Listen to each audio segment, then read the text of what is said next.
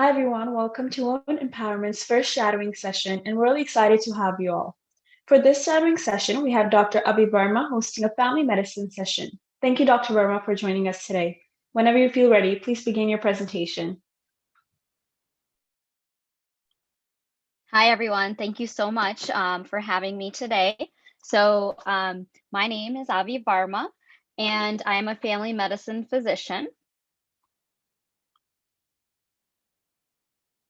So just a little bit about me. I am a board certified family medicine physician, and I went to the American University of Antigua School of Medicine in the Caribbean.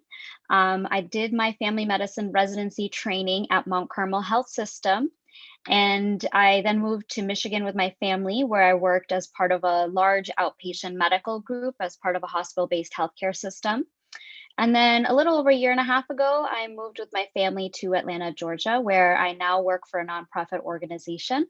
I basically take care of patients that have HIV and AIDS and provide them with any primary care needs that they have as well. I mainly care for patients that are uninsured or underinsured in just underserved communities of Atlanta. So additional to my full-time job, I'm also a part-time MPH student that's Master's in Public Health at the Johns Hopkins Bloomberg School of Public Health. So I'm fortunate to be able to do that as an online program. So real quick, in terms of disclosures, I have none. Nothing that I discussed during this presentation is representative of my employer. I will be presenting a couple of case presentations, and those are just with bits and pieces of information from previous patients that I have seen, but there are no patient indicators. All patient information is private and will not be shared. So I wanted to just talk about what family medicine is. This is a very long-winded definition, but it's actually a very comprehensive definition that was adopted by the 1975 AAFP Congress of Delegates. And AAFP stands for the American Academy of Family Physicians. So basically what it says is that family practice is a comprehensive medical care, and it has particular emphasis on the family unit, in which the physician's continuing responsibility for healthcare is limited neither by the patient's age or sex, nor by a particular organ system or disease entity. So what that means is that we basically take care of all age groups and we address any needs that a patient may have. The specialty itself basically builds upon core knowledge derived from other disciplines. So we draw heavily from internal medicine, pediatrics, obstetrics and gynecology, surgery, and psychiatry, and kind of try to establish a cohesive unit combining the behavioral sciences with traditional biological and clinical sciences. In my own words, basically what family medicine is, like I said, we provide comprehensive and continuing medical care to all age groups, from newborn babies to the geriatric population. You can see all age groups. You can choose to, not see babies or not see the geriatric population. Really depends the kind of practice setting that you're in. We provide preventive care services, so we educate our patients about different disease processes. We can provide or set patients up for cancer screenings, whether that's cervical cancer screening or we refer them for breast cancer mammograms, colonoscopies and such. And then just making sure our patients are up to date on immunizations as well, which is important. We also provide patients with chronic disease management. So things like the bread and butter diabetes and hypertension, we can manage those in family medicine. And if you're interested in some surgical skills, or you can do some in-office procedures like incision and drainages, which would be procedures that you perform on patients that come in with some form of abscess, so a pocket of infection in the skin. You can also do skin biopsies. If someone comes in for their physical and you're doing an annual skin check and you're like, this mole looks a little abnormal, then you can always biopsy it and send it off to pathology. And you can do joint injections for patients that have arthritis. These are just listing a few of the different things that you can do. And then we manage specialty referrals. So we can, manage referrals to cardiology, pulmonology, gastroenterology, you name it, we can do the referrals if, it's a case of something that's beyond the scope of family medicine. So in cardiology, if we have a patient that has chest pain, we're concerned about their heart, we can refer them to cardiology for a stress test. But we basically are what I would call like the home base for patients' healthcare needs. And so I want to talk about like what are some job opportunities for a family medicine physician. So I am 100% outpatient physician. So I practice outpatient in a clinic setting. There are opportunities for inpatient medicine, meaning you can be a hospitalist and work more in an acute care setting. There's the urgent care option available as well. And I did do that for a little bit intermittently as well. I practiced urgent care. And there's also scope for academic medicine. So if you're interested in teaching, then joining a residency faculty and educating other future physicians is something that you can do. Additionally, there are fellowship opportunities through family medicine. And I'll talk about that a little more in a bit.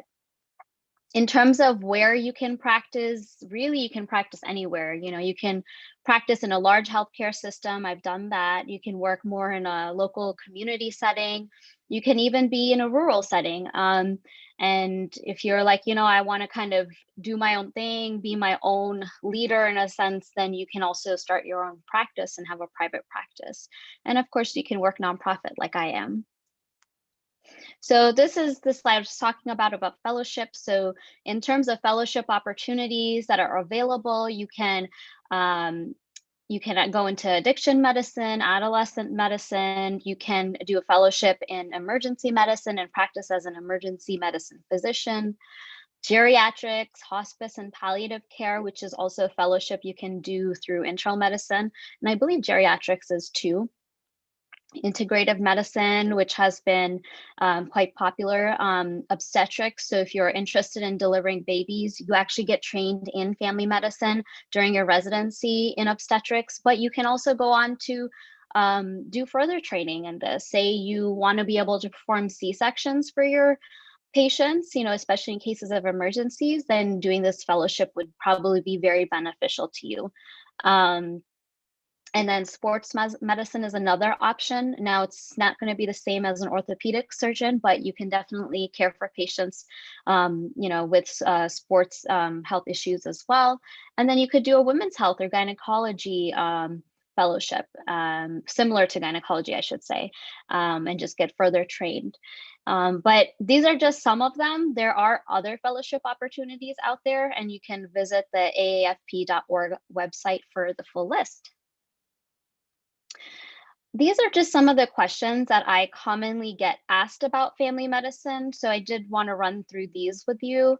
So why did you choose family medicine? So for me, I've always been interested in the diversity that medicine has to offer.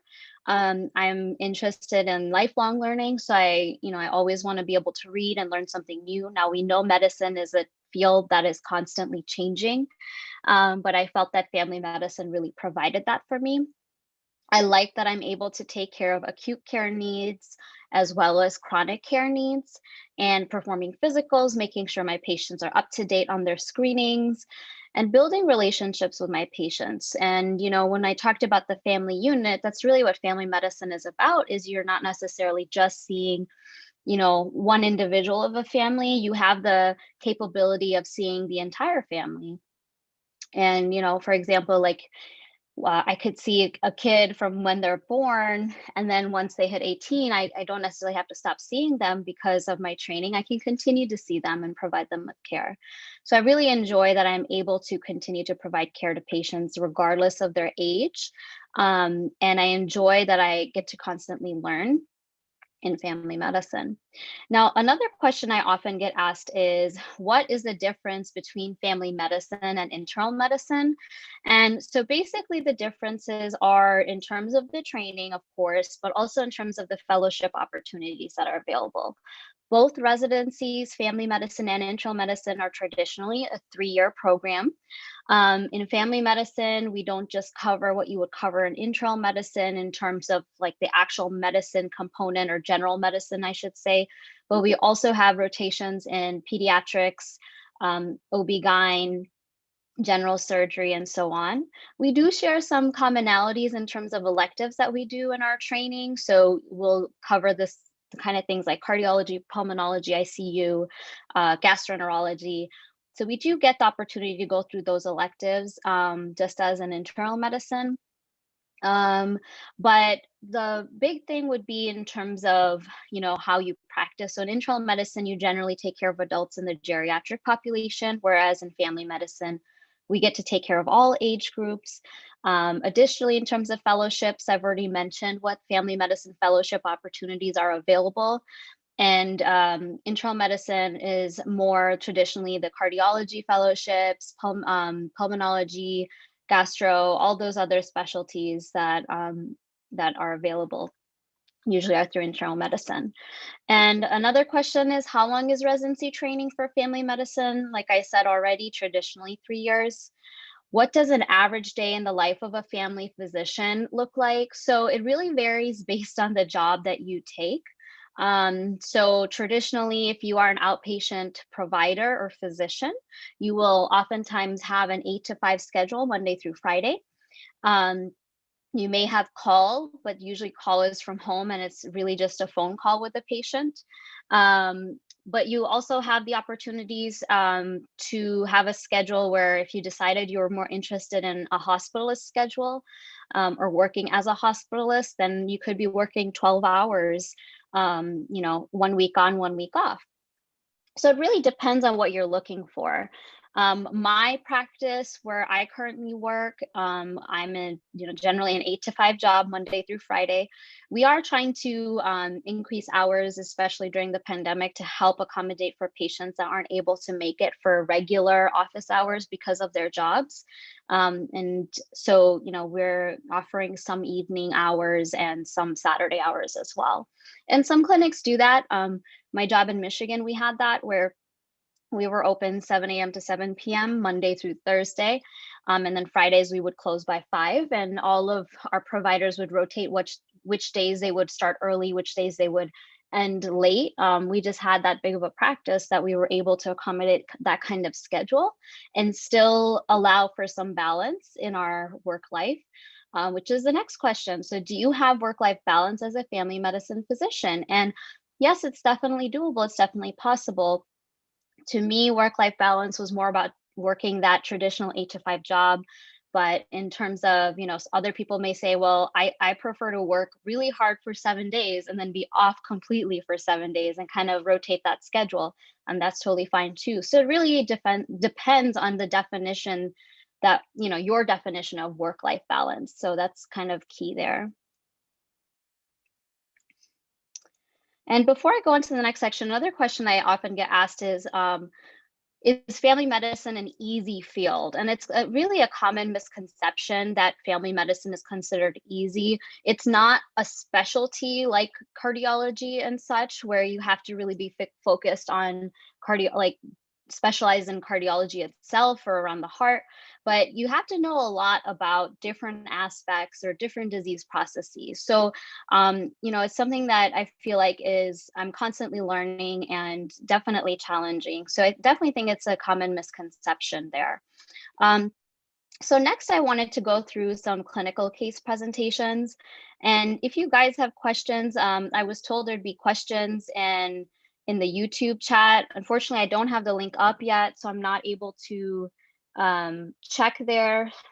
So I don't know, Amanjot, if you would be able to provide them in the chat in the Zoom link. That way I can kind of answer questions throughout, or I can kind of go through the questions at the end. I just don't want to have to put a gap between the presentation here. So it looks like someone had a question. I was wondering if you could explain the difference between internal medicine and family medicine a little more.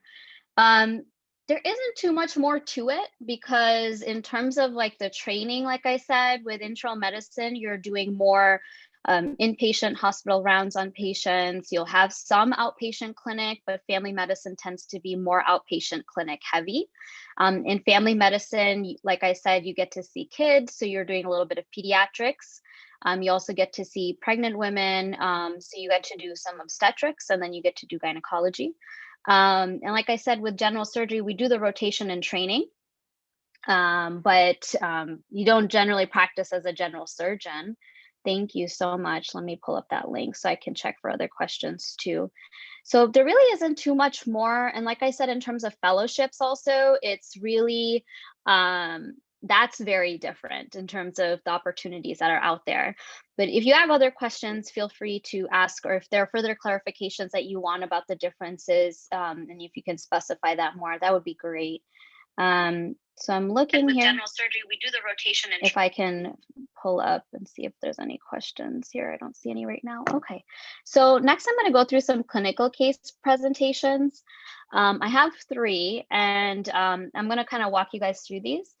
So the first one is Mr. A. Mr. A is a 57-year-old African-American male who presents to the clinic with excessive urination, excessive thirst, and excessive hunger. He complains of feeling tired all the time and has had numbness and tingling sensations in his feet. His past medical history has he has hypertension, hyperlipidemia, no surgical history. He's a current smoker. He's married and in a monogamous relationship with his wife. In terms of family history, there's a history of diabetes, high blood pressure, hyperlipidemia, and both of his parents. And then let's see here. He has no known allergies, and in terms of medications, he's taking lisinopril, which is a blood pressure medicine, and atorvastatin, which is a cholesterol-lowering medication. Okay, so in terms of his vitals, his blood pressure was borderline high. I mean, I would count it, it is high, 140/90. His heart rate and respiratory rate were normal. Temperature was normal. Oxygen levels were good. And weight, he weighs about 200 pounds. In terms of his exam, so I've basically bolded things that are actually abnormal in the findings. So heart and lungs were fine. Stomach or abdominal exam was fine. He had these darkly pigmented patches noted on the posterior back aspect of his neck and in his bilateral underarms. And then we performed a monofilament foot exam, which is basically to check for sensation in his feet. And there was decreased sensation in about 5 different sites. So what do we do next in terms of workup? So if I were to see this patient in my clinic, I would definitely be ordering blood work. That includes a comprehensive metabolic panel, which will look at kidney function, glucose, electrolytes like sodium and potassium levels. And the comprehensive actually also looks at liver function. I do a hemoglobin A1C test, which is a test that checks for the range of blood sugars, basically gives you an average in terms of a percentage of blood sugars over a 3-month period. Urinalysis to look at the urine, and a complete blood cell count. So the creatinine or kidney function was 1.4, which is just a little elevated. Glucose, which is the sugar, was definitely elevated, 300. Hemoglobin A1C, which is that diabetes test, is 11.5%. And we want it less than 6.5% to be negative for diabetes. So this is someone who's definitely diabetic. And then in the urine, you can see that he's spilling out glucose, he's spilling out protein and ketones are a sign of dehydration. Hemoglobin, looking at just to see if he's anemic, and he's not. So what is the diagnosis? He has type 2 diabetes. So just some general statistics about diabetes. So more than 34 million Americans have diabetes. That's 1 in 10 people. Approximately 90 to 95% of them have type 2 diabetes, which means they have some form of insulin insensitivity. So they have, within our cells, we have insulin receptors. So someone with diabetes, they're not able to respond to insulin in the body. And insulin is responsible for lowering sugar or glucose levels in the body. So unfortunately, with insulin insensitivity, you're not able to regulate the glucose as well. And so glucose levels are higher, and that leads to the diagnosis of diabetes and subsequently symptoms if left untreated. Most often, diabetes develops over the age of 45. But obesity rates are going up. So, oftentimes we're even seeing people younger than 45 that have diabetes. Common symptoms I mentioned, excessive thirst, urination, and hunger. Those are known as polydipsia, polyphagia, and polyuria, or known as the 3Ps. You can have visual disturbances, so changes in your vision. Neuropathy, which is decreased sensation, and I mentioned that in the physical exam. Can just be generally fatigued or exhausted, which isn't a very specific finding, but it is something that can just be kind of is like a culmination of symptoms where you can be concerned about diabetes. And then vague abdominal discomfort can also occur. And these aren't all of the symptoms, but these are, obviously things that we worry about if we see these things and we start to think about this. In terms of the diagnosis, as I already mentioned, hemoglobin A1C 6.5% or higher is needed to diagnose diabetes, and this patient's was 11.5, so definitely high. Or you can do what's called a fasting plasma glucose level. So you want the patient to not have eaten anything for 8 to 12 hours prior to coming in for this blood draw. And then checking it, the glucose should be 126 or higher than that. Or you could actually just do what we call a random plasma glucose check. So someone says, I actually didn't fast. You can still check the glucose, but then the range will be different of what you're looking for. Because generally, if you think physiologically, if you're eating food, your glucose will go up a bit, right? But it's the amount it goes up by is what we get concerned about in that situation. So then we look at a glucose of 200 or higher. So the other thing that you could do is a 2-hour plasma glucose level test. And in that, you want to see a glucose of 200 or higher during a 75-gram oral glucose tolerance test. And that's usually what's utilized in pregnant women when they're checking to make sure that someone doesn't have diabetes while they're pregnant. In terms of treatment, there's several options. I'm not going to really go into detail about those, but there are oral medications. So usually we start with oral medications when we have someone who's diagnosed. We can use insulin therapy, and which is really hard to sometimes convince patients because they don't want to be injecting something. So they want to start with pills a lot of times anyways. There are other injectable treatment options available. Some are once a week, which is really nice option, but it's a matter of coverage with insurance companies as well. Additionally, you want to make sure that other things are well controlled. So someone who's diagnosed with diabetes, I just want to make sure, hey, their blood pressure is under control, their cholesterol levels are under control, because we worry about increased risk of heart disease. We call this a trifecta, where we worry about heart disease. Preventive measures, obviously, talking to the patient about dietary and lifestyle modifications, physical activities, trying to lose weight, which can really help with sugar regulation. And, I've had many patients that they'll work really hard, lose weight, and then their diabetes, their A1Cs drop down to 6.5 or less, and we're able to get them off of some of their medications, which is great. Immunizations, unfortunately, with diabetes, some patients are at higher risk for certain infections, for example, pneumonia. So you want to make sure they're vaccinated against pneumonia. I always recommend annual flu shots. Smoking cessation.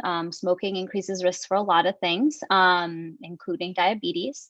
In terms of specialists that you need to have on hand with these patients, so diabetics are unfortunately at high risk for a lot of problems, including kidney disease, kidney failure. So, getting a nephrologist on board if it comes to that. But I don't refer to nephrologists unless I'm worried about kidney failure. Ophthalmology, so that's very important. These patients have to have biannual retinal exams, so they have to have their eyes checked once every 2 years.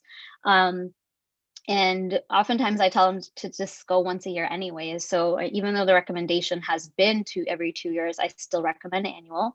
And then podiatrists. So one thing I definitely make sure is that I'm doing foot exams on these patients, because as they lose sensation in their feet, what can happen is they can start to develop ulcers that they're not even aware are there, because they don't have much feeling in their feet. And there's higher risk of infections and things even much worse than that, like a need for amputation over time if they develop gangrene. So, having a podiatrist on board, if if there are ulcers or, you know, some kind of condition we're worried about with infection. But I definitely recommend foot exams once a year in these patients. And I oftentimes check even more frequently, especially if they have diabetes that just has been very poorly controlled. Okay, so I'm going to stop right here real quick before I go into the next, because I do have some questions here. So I'm going to, and I think some of these questions are related to what I was talking about previously. So someone had asked, how difficult is it to open your own private practice? Is there any complicated paperwork or challenges? So it's a great question. I don't have a private practice. So I couldn't really explain the whole process, but really it can be challenging to set up a private practice. You have to figure out location. You have to figure out your expenses are going to be involved. You have to hire staff. You know, you're going to have contracts with them. You have to make sure you're paying them. You're going to need advertising to advertise your practice. You're going to need some people behind you.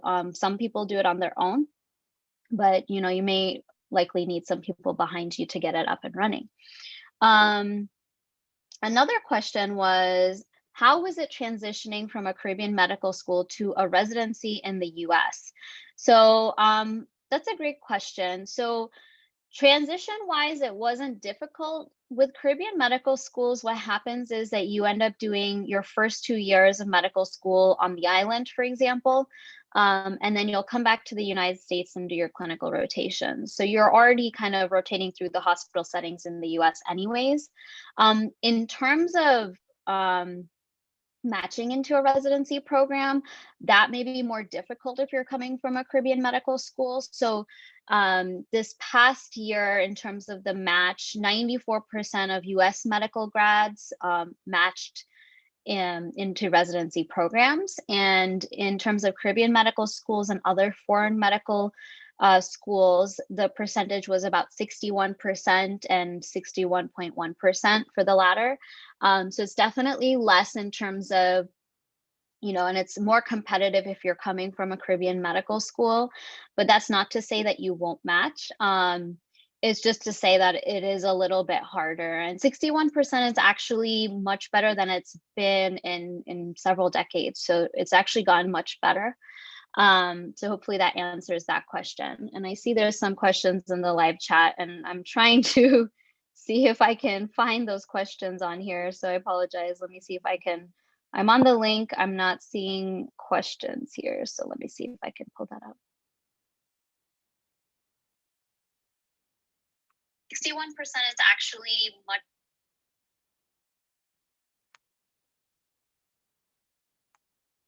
Yeah, I'm sorry. I'm not seeing questions on the link itself. I'm not seeing comments underneath it. So if there are other questions that Amanjot, if you are able to add into the chat box on Zoom, I apologize. It's not showing me the comment box here. So I'm going to keep going in the meantime. So let's see, next slide. So the next case is Mrs. B, and she's a 32-year-old Caucasian female, and she presents to the clinic with decreased energy, sleep disturbances. Let's see, okay, and mood changes. She has a 6-month-old healthy baby girl. She states that after the birth of her child, she started feeling sad, overwhelmed, and was consistently tearful. She also frequently felt irritable and on edge. She struggled with breastfeeding and switched to bottle feeding, and as a result, she felt like she was a failure of a mother. Her husband tried to support her the best he could, but also felt overwhelmed by it all. She had thought that she could return to wearing her pre-pregnancy clothes after childbirth, but found that she was struggling to lose weight, leading her to feel ashamed with her own appearance. As a result, she often turned to snacking on junk food in order to comfort herself. Additionally, she developed difficulty sleeping. As a mother to an infant, she was already waking up several times a night to feed her baby, but over time she found that even when her daughter was asleep, she struggled to get rest. She states she is tired of feeling this way. In terms of her medical history, she has a history of depression and anxiety. She's had no surgeries, no social history. She's married and in a monogamous relationship with her husband. There is family history of depression in her mom, no allergies. And prior to pregnancy, she was taking Zoloft, which is an antidepressant. So that's used to treat depression, and it can be used to treat anxiety as well. So her vitals were fine. In terms of her physical, everything physically was fine, but generally she appeared sad, teary-eyed, and she was making limited eye contact. And she was definitely depressed and appearing anxious. So in these situations, what do you do next? So, obviously we're concerned about depression in her. She has the history. She used to be on medication. What we do is we utilize a questionnaire called the Patient Health Questionnaire. And I'll show that to you on the next slide here. But before that, I want to say that you can't 100% make the assumption that this is just a mental health illness. You have to also do the due diligence and ensure there aren't other underlying medical issues that could be causing this. So in thyroid diseases, there are cases where you can have mood disorders. So you do want to order a thyroid function panel.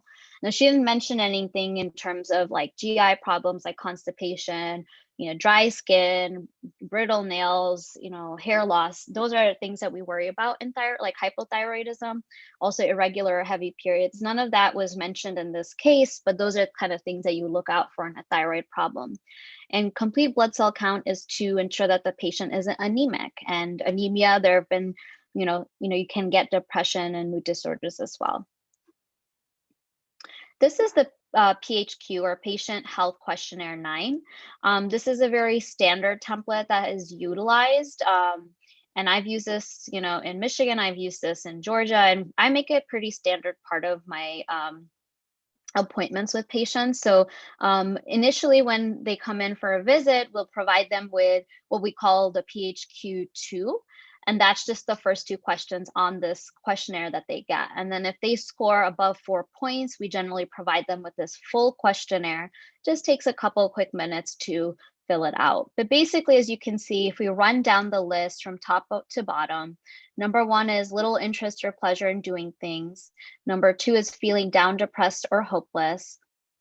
Number 3 is trouble falling or staying asleep or sleeping too much. Number 4 is feeling tired or having little energy. And 5 is poor appetite or overeating. 6 is feeling bad about yourself or that you are a failure or have let yourself or your family down. Number 7 is trouble concentrating on things such as reading the newspaper or watching television. Number 8 is moving or speaking so slowly that other people could have noticed, or the opposite, being so fidgety or restless. So some of this I can't even read, it's so small, but because I've read the survey or question so many times, I tend to know the questions on here.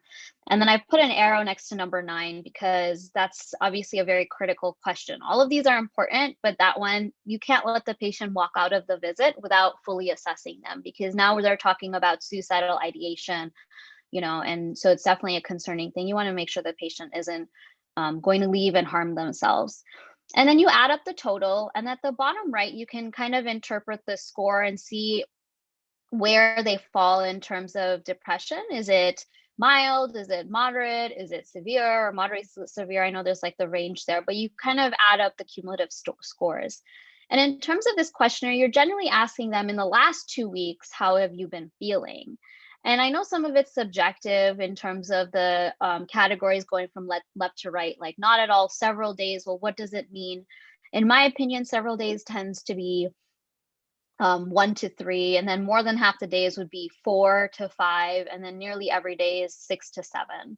And so that's how I generally recommend scoring. And then what's grayed out is what we worry about in more severe cases, of course. So that's why it's kind of grayed there.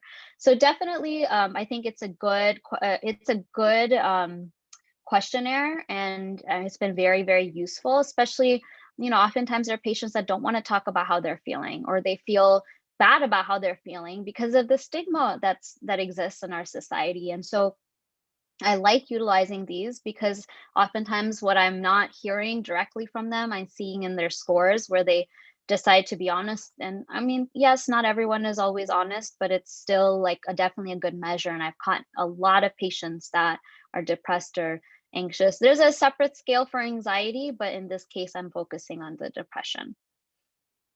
So in this case, what I was worried about in this patient is postpartum depression. And I chose this case because it's something that I feel is underdiagnosed in our society. Oftentimes, new mothers or mothers, they've had their baby, and so they've had all these follow-up visits for their pregnancy, and then they have the pregnancy, they come in for maybe the 6-week follow-up, and then that's it. And they kind of fall off the grid for a while, and they're busy with their babies. So it's something that I think we need to raise more awareness to, and that's why I brought this up as a case. So approximately 70 to 80% of women experience baby blues. Baby blues only last a few weeks following the birth of the child. But if that extends beyond that, then you start to worry about postpartum depression, which affects or impacts 10 to 20% of women.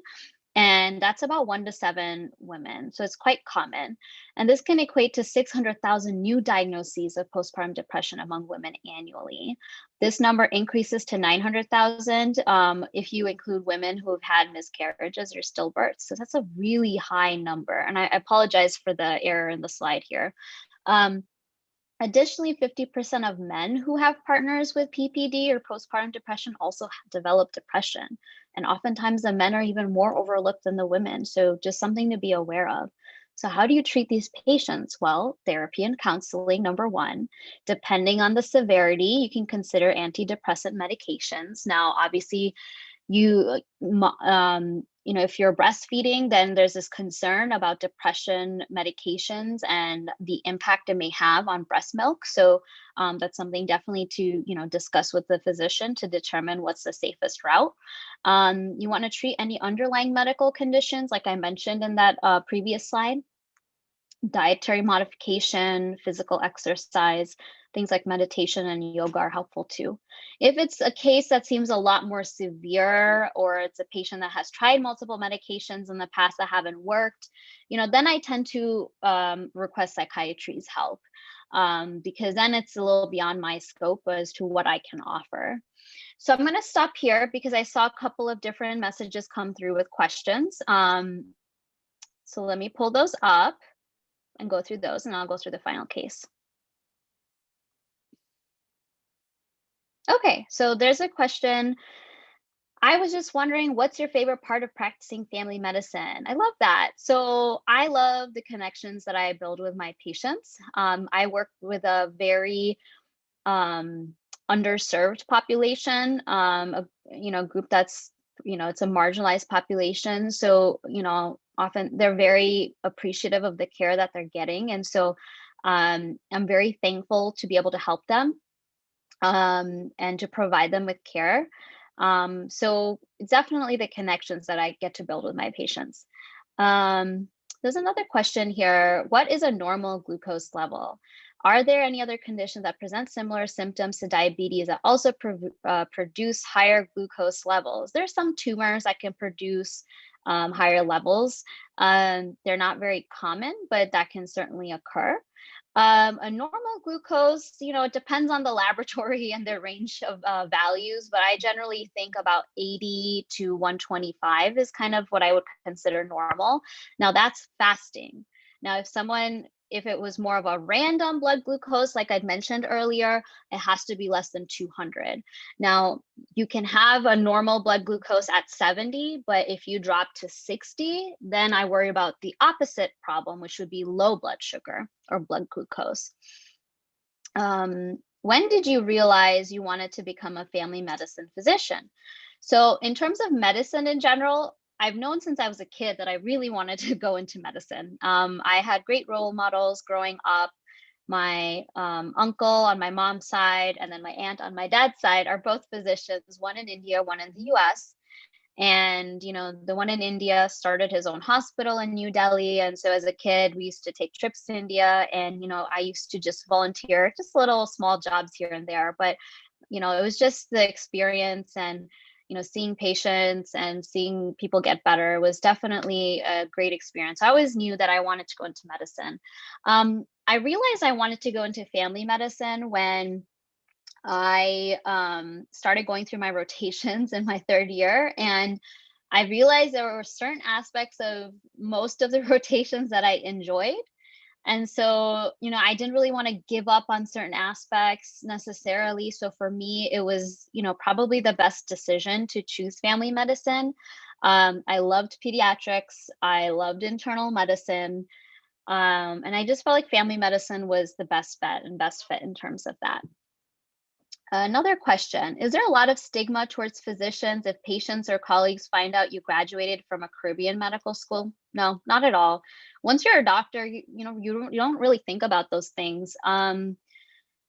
You go through residency in the United States like any US medical grad, so you're technically getting the same training at the end of the day. Med school has its own place, yes, but for me, the medical school I went to actually has a twinning program based in India. So I chose to go to India as opposed to the island itself.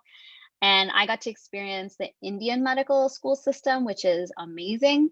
So I never regret the fact that I went there for the first 2 years of training. I feel like I had the best of both worlds where I got to experience that and then come back to the United States and do my rotations. And so for me, I don't really see that. Of course, there is the increased pressure of getting into residency. So in terms of when you say stigma, I would think more in terms of the competitiveness, because unfortunately, that's just the way it's been in the United States. Now, I think it's gotten better over time. And honestly, there's always such a need for physicians. Like we always have a shortage. So in terms of this, the 61% match and everything, I kind of don't understand why it's 61% and not higher. I think that it will continue to go up over time. Another question here. If students from foreign medical schools transfer to an American medical school, is it hard for them to adjust, and is there a stigma attached? Also, will we be able to get a link to this Prezi for future reference? Yeah, so I've actually provided WH with the PDF, so you guys are welcome to share it with the viewers here. So in terms of difficulty with adjustment, I didn't go through that process, so I couldn't really tell you too much about it. I do have some friends that transferred. But the way they transferred was after the first 2 years, and the first 2 years of medical school are more like lecture heavy. And then the second 2 years are clinical rotations. So it's a little different atmosphere. So in terms of adjustment, I think you all have to make the same kind of adjustment at that point anyways. If you're talking in terms of what I had to go through about, doing the first 2 years in India and then coming back to the US, you do some lectures, but it's not that many. So it really didn't feel like that hard of an adjustment in terms of like switching from school to school, as you're describing. It was more just the adjustment of suddenly being, put into rotations where you're seeing patients. That kind of an adjustment is definitely difficult. But the stigma, I don't really know about the stigma, if there is one at all, because by then, if you're talking about transferring to an American medical school, you're technically part of that American medical school at that point. But I personally don't know, so I apologize. I don't think I can answer that question as clearly. Here we go. Another question. What are some resources that we could read up on to learn more about medicine while being in high school?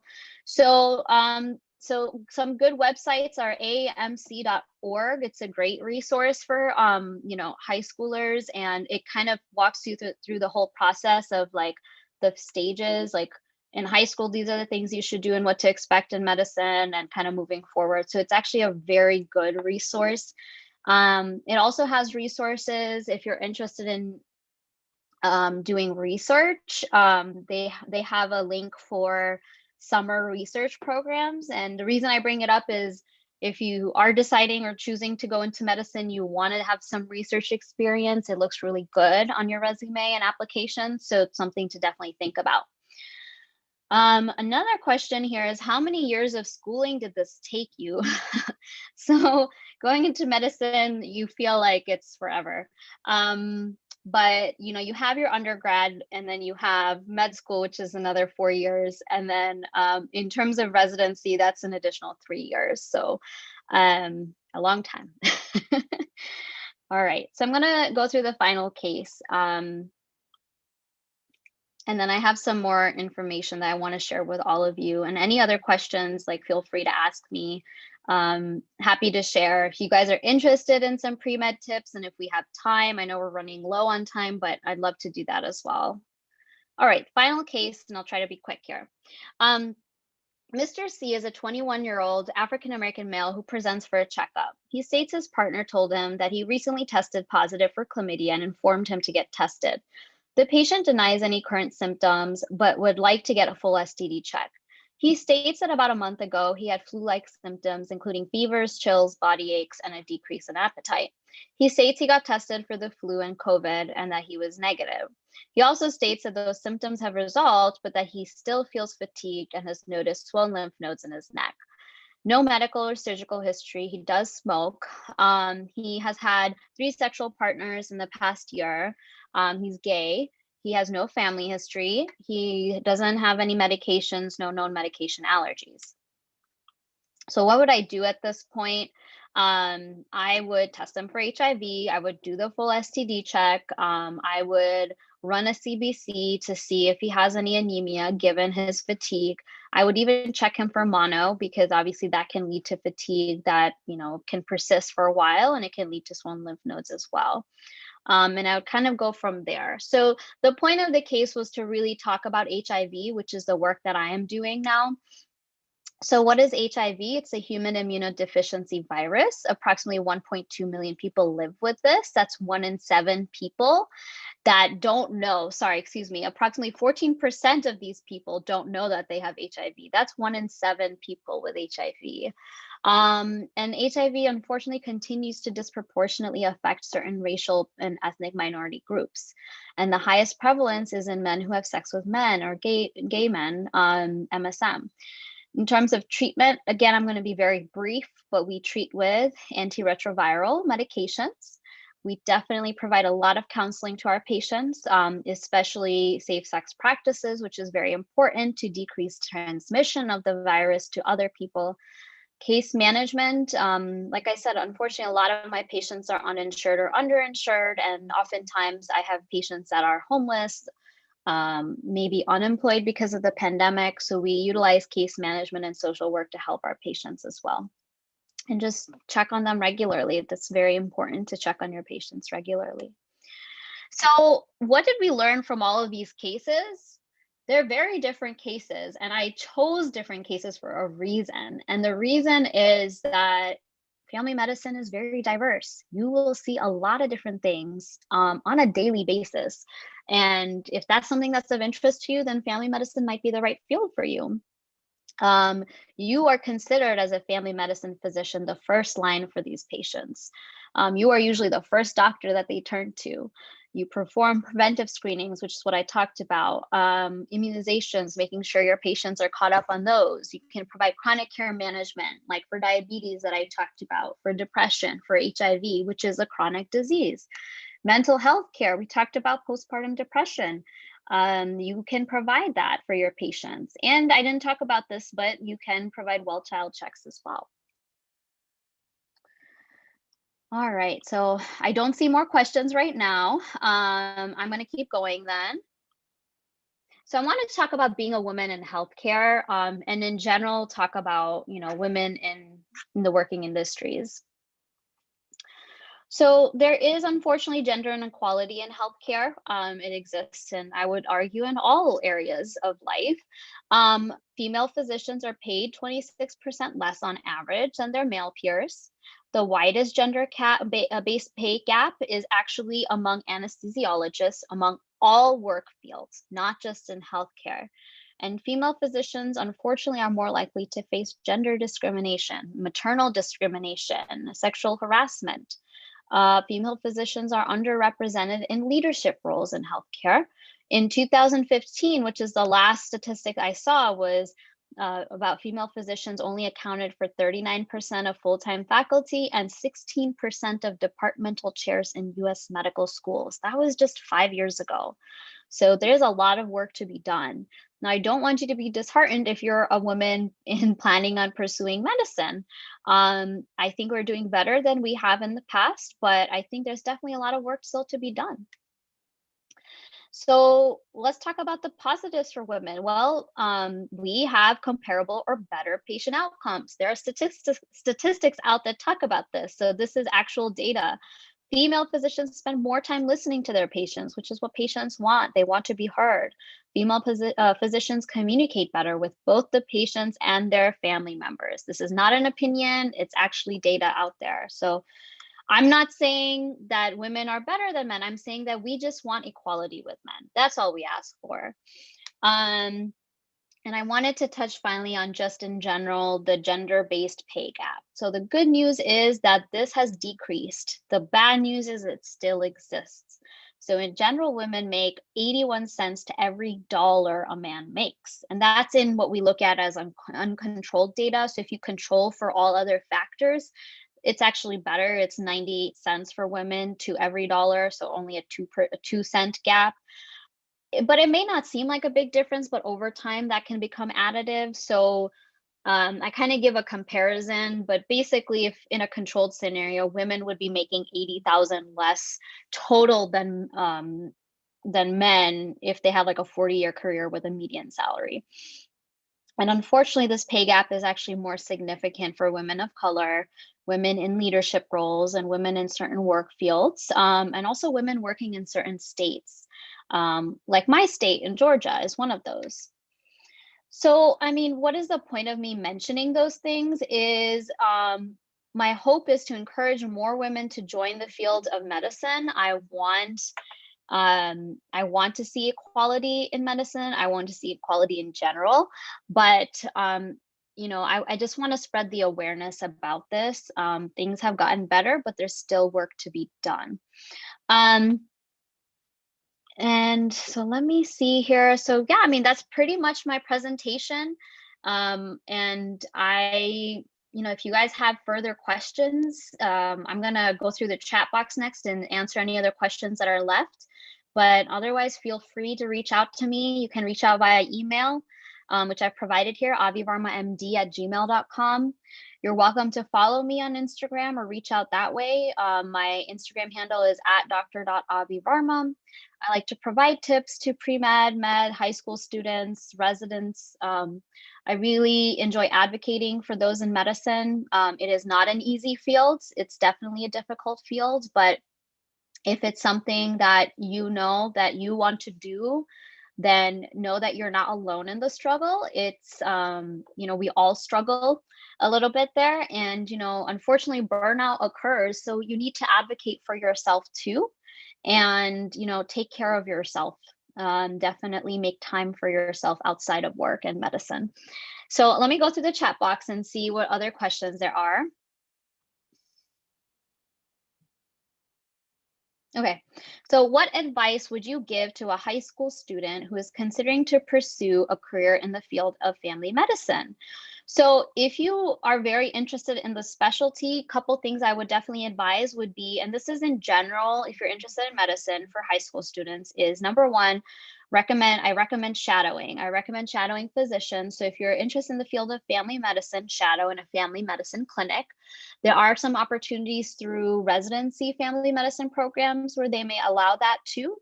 Obviously, with the pandemic, things may look a little different from program to program, so keep that in mind. Maybe right now look more at virtual shadowing opportunities, and once it's safer, and hopefully that will happen soon with the vaccine, and hopefully a lot of people will get it, or majority of people will get the vaccine, then things will become easier for shadowing to pick up again.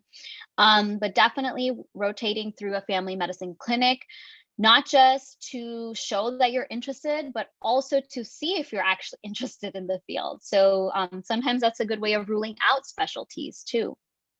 Other things in general to do if you're planning to be pre-med, I talked about research, so definitely look into doing that.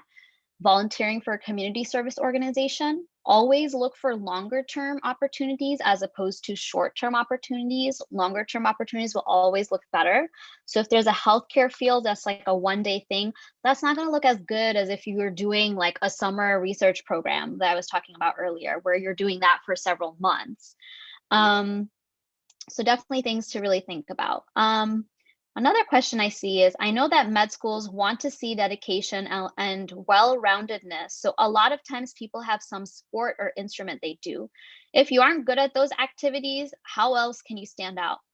So I'm not good at sports or instruments. And honestly, the way you should try to stand out, first of all, be yourself. If you have some hobby or something, like, don't give that up. Med schools, they want to know who you are. They don't want to just see who you are on paper and like that's good enough for them. They actually want to know who you are. So, definitely don't lose your identity while you're trying to figure out how to prepare your application for medicine. But the ways you will stand out are really like focusing on that, but also focusing on trying to get a good research opportunity where you could potentially get your name published. That looks really good. So if you get that kind of opportunity, I would not let that go. And then, in this time with the pandemic, I've actually seen a lot of students start their own organization in ways to help their community. I mean, there's so many people that need the help. This is a great time to do things like that. So, if you were to start your own organization, now that's something that's obviously a big goal, and I'm not saying you have to do that. You could also get involved with already standing, organizations, and that will really help you stand out. What did you do during the pandemic? I think is going to be a big thing that comes up on these applications.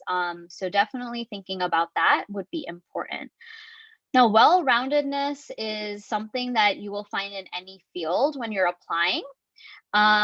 So you still want to do well on your GPA. So things that I recommend if you're in high school are starting to build your study and test taking skills and your time management skills, because those will come in handy throughout the course of your medical career. You will always have to take some form of test. So if you know the best way to study for you, like, it's better to figure it out sooner rather than later. It took me a very long time of struggling through these exams to figure it out. And by the time I figured it out, I was to the point I was taking my board exams. So fortunately, it worked out in my favor. But what I'm saying is, like, the sooner you do these things, the better it's going to be for you. Another question, do you know any specific remote research programs that are available for high school students? Unfortunately, not off the top of my head, but I really recommend checking out aamc.org. I mentioned that earlier, to see what programs they have.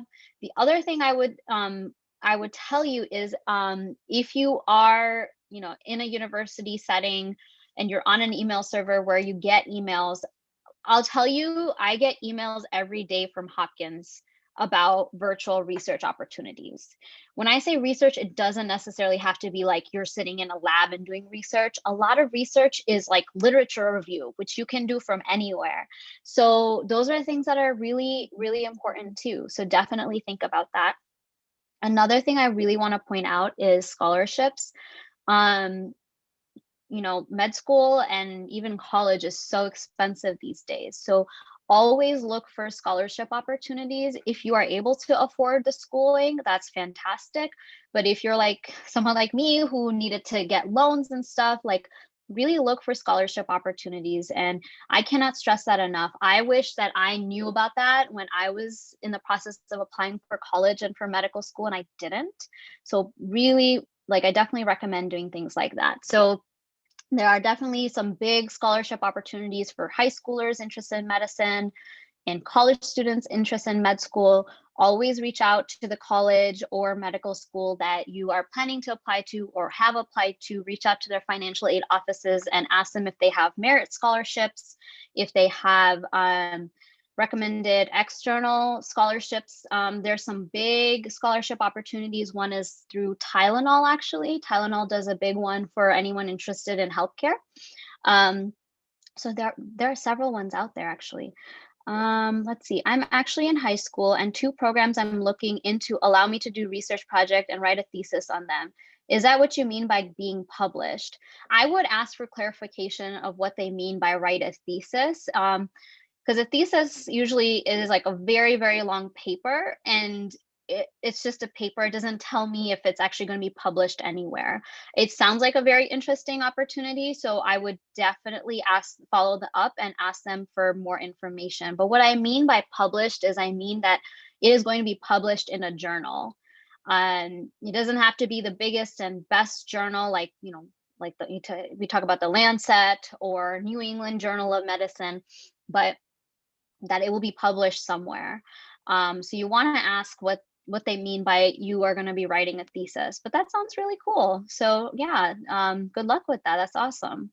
Any other questions? I think we're up on time. I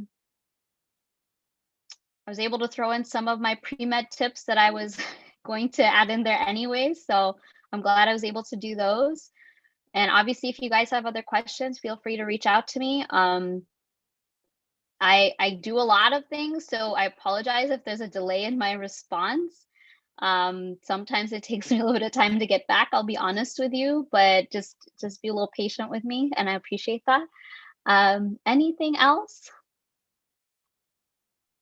What is more valued by medical schools, shadowing or volunteer opportunity or volunteer work? I know both matter, but which is more important to dedicate time towards? I think it depends on the opportunity at hand. So one thing you want to do is, and I'm not saying you need to know which field you want to pursue from like high school, right? It's going to take a long time. Oftentimes you may not even know till you're through your 3rd year of medical school, and that's totally fine. But if you're someone that's like, oh, I know I really love to work with kids, so definitely shadow in a pediatric clinic. That's number one. And the reason I say that is when you're applying for med school, you can then say in your personal statement or in your interview that like you've known for a very long time that you wanted to be a pediatrician. You had all these different experiences where you got an opportunity to work with kids. And so they'll take that more seriously, that, oh, wow, this person has really thought about it, like has really thought about all these details. Even in your coursework in college, one thing I forgot to mention is you do not have to have a science major. You do not have to have a science degree, a bachelor's degree to be pre-med. And the reason I say that is there are a lot of cool opportunities in college. You could go in and become a business major.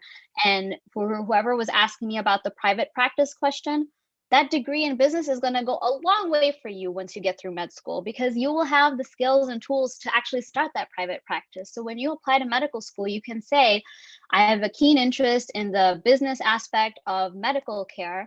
I want to start my own private practice when I graduate from medical school. And they're going to be like, wow, this person really thought about it. And hey, this is someone who's not a science major, and that adds something to their program.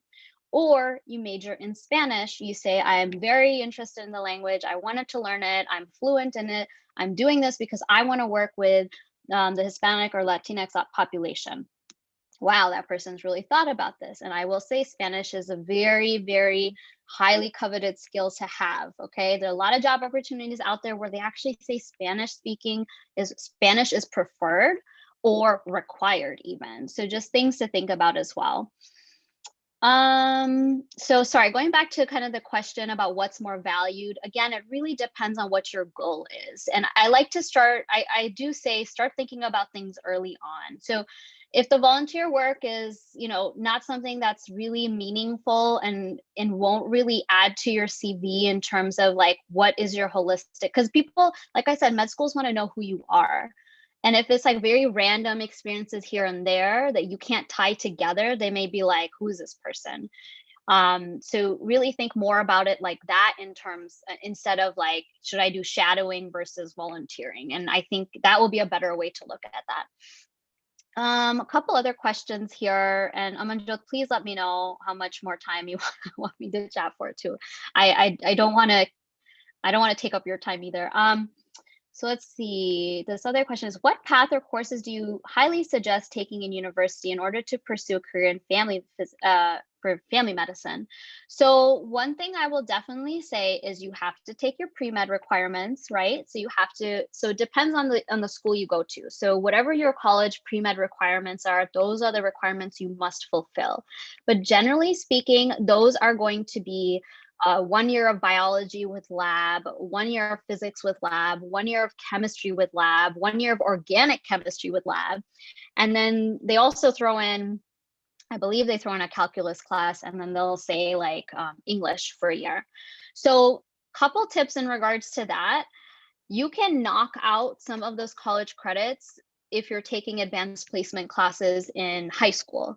And depending on the college you go to, and it varies from college to college, some may say a score, AP score of 4 can give you college credit for 1 semester or for a full year in biology, for example. So if you have an AP score of 4 or higher, excuse me, some may say, no, you need a 5 or higher. So you need to look at the actual requirements. I've known people who've been like, well, I got the college credit, but I still want to take college level biology. So they take it again. And that's totally fine. But if you're like, I really like something that's like a non-science field, and I don't want to take up my credits by taking all the pre-med requirements, if I can meet those requirements in high school, then go that route. So definitely something I would recommend in general for medicine. Now for family medicine, that's a great question. In terms of what I can think of, I actually recommend some psychology classes. You will do a lot of like mental health care in family medicine. It's just part of what you do. Taking like child psychology or something, so you can show like an interest in that population, maybe classes that are more pertaining to an aging population. That way you show the diversity, and I love different age groups. That's one way of looking at it, and certainly something you can do. Another question that I'm seeing here is I'm looking into possibly working part-time as an EMT for more experience during university. Do you know from either friends or yourself how hard it is to balance doing that with school? Shifts are 12 hours. I would say it's going to be difficult, especially if you cannot make your schedule. That being said, I really wanted to do EMT work. I did not get that opportunity because I was just too busy doing other things to even apply. But you're going to gain a lot of experience as an EMT, and that's going to look awesome on your resume. It's going to look really, really good. So especially, and it doesn't have to be that you're interested in emergency medicine or anything like that, or like acute care, but it really will add a lot to your career. It really will. So, if you have the way or means to make the time, then I would definitely try to, because you're going to gain so much out of that. So definitely something to consider, but you're right. Like, you need to be able to balance school with it. So, my question is, if you're looking at doing that, during undergrad or at university, one thing you need to do anyways is to balance your course schedule. So say you're like, I want to work part-time as an EMT, but only do it for a year.